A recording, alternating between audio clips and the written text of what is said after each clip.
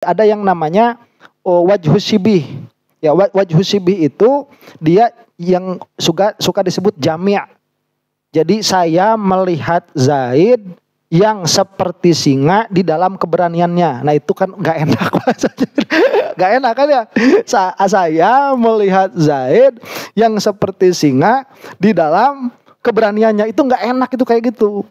Nah ini berarti ada musyabah, ada tusyibih, ada musyabah bih, ada jami'. Nah kemudian disebutkan Rasulullah itu di sini sebagai ainul wujud. Ada tadi kan ya? Apa maksud dari ainul wujud? Maksud dari ainul wujud itu begini. Kita lihat dulu maknanya. Rasulullah itu maksud ainul wujud adalah ainul mawujud. Jadi ain dari semua perkara yang mawujud. Yang mawujud itu yang ada. Karena wujud itu dia atas tahqiq kan ghair mawujud. Ya, bahwa atas tahqiq itu wujud itu mawujud. Cuman secara i'rab wujud bukan mawujud. Mawujud itu isim maf'ul, wujud itu masdar. Nah, ya nanti saya bahas tentang wujud mawujud. Soalnya ada profesor gak bisa ngebedain antara wujud dan mawujud. Nanti saya bahas itu ya. Nah, berarti kan Rasulullah itu ainul mawujud. Bahasanya ainul wujud.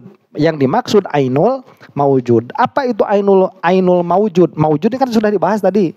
Apa mawujud itu? Yang ada, ya, yang ada. Wal ainu, ain itu apa? Wal ainu yahtamilu annal murada biha al basiratu awi syamsu. Bisa jadi yang dimaksud dengan ain di sini adalah penglihatan atau matahari. Jadi ainul mawujud itu matanya perkara yang mawujud, penglihatannya perkara yang mawujud, atau dia itu mataharinya perkara yang mawujud. Berarti ini majaz, begitu. Ya, berarti ini majaz.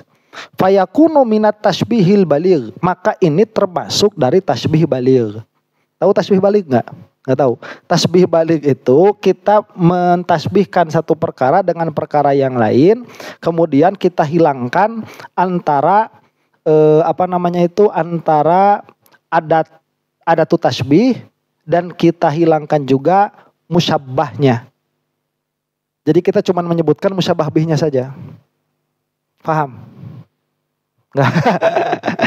Jadi kalau saya menyebutkan nih, aku melihat Zaid yang seperti singa. Itu majaz bukan? Majaz disebutkannya lengkap.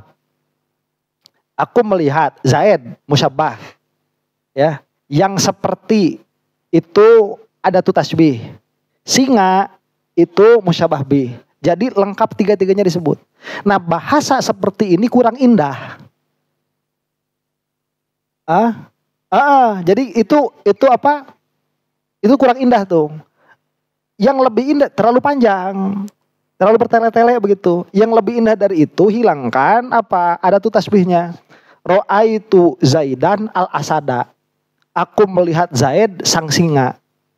Nah, ada dihilangkan musyabahnya. Ro'aitu al-asada. Aku melihat singa. Nah, itu namanya tasbih baligh. Paham ya? Dihilangkan dua-duanya tuh. Kalau ro'aitu Zaidan yang gak ada tasbih. Itu mah ya hakikatuhu begitu. Kalau ro'aitu Zaidan itu sudah. Saya melihat Zaid. Nah, berarti kan begini. Kalau misalkan yang mana Rasulullah itu ainul mawujud. Paham ya? Yang mana ain ini berarti matahari. Yang dimaksud itu matahari. Berarti ini ada dua kali tasbih nih.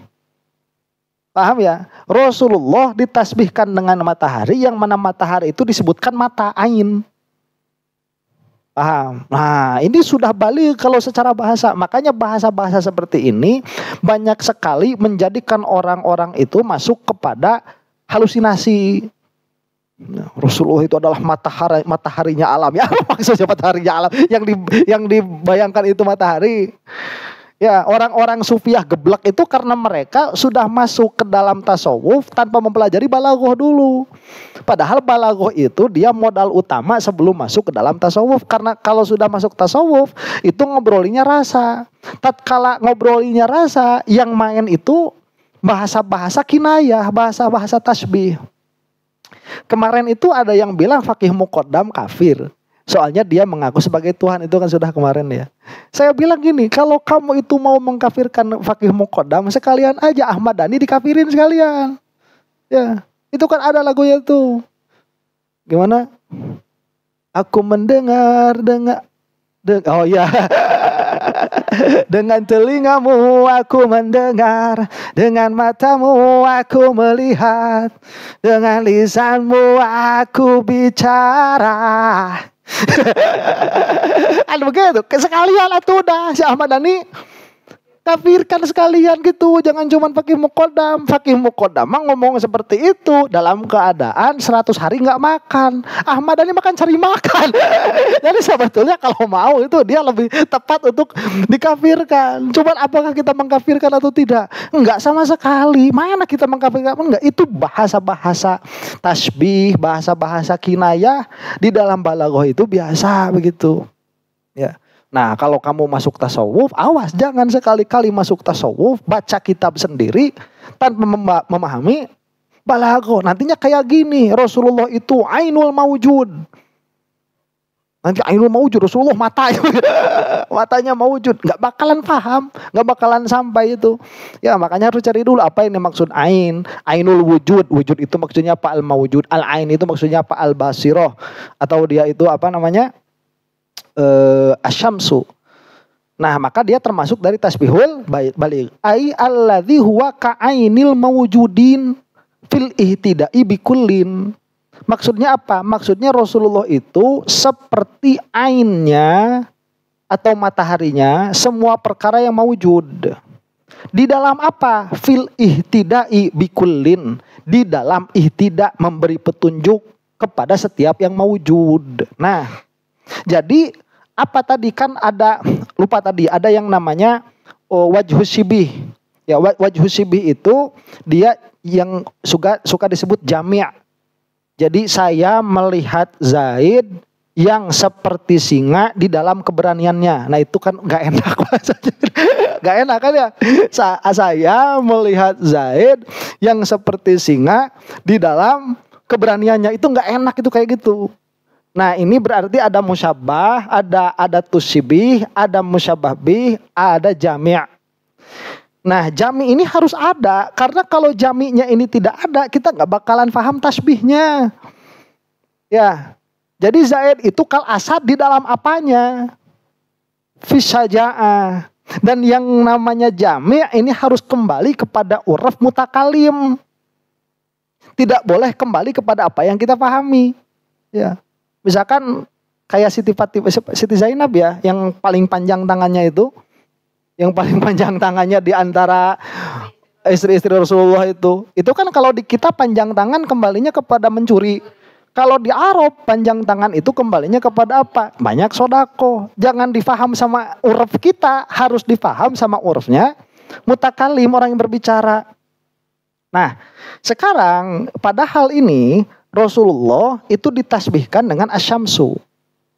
Ditasbihkan dengan matahari. Nah, wajhu tasbihnya apa? Wajhu sibihnya apa?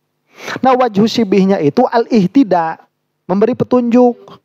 Kalau tidak ada matahari, apakah kita akan bisa melihat semesta? Kalau nggak ada kamu, apakah kita bisa melihat semesta? Gombel. Kan begitu ya. Kalau misalkan tidak ada matahari, apakah mawjudin ini akan terlihat? Tidak akan terlihat. Jika tidak ada Rasulullah, apakah benar dan salah ini akan terlihat? Gak bakalan. Halal dan haram gak bakalan kelihatan. Jadi yang satu hissi, yang satu maknawi.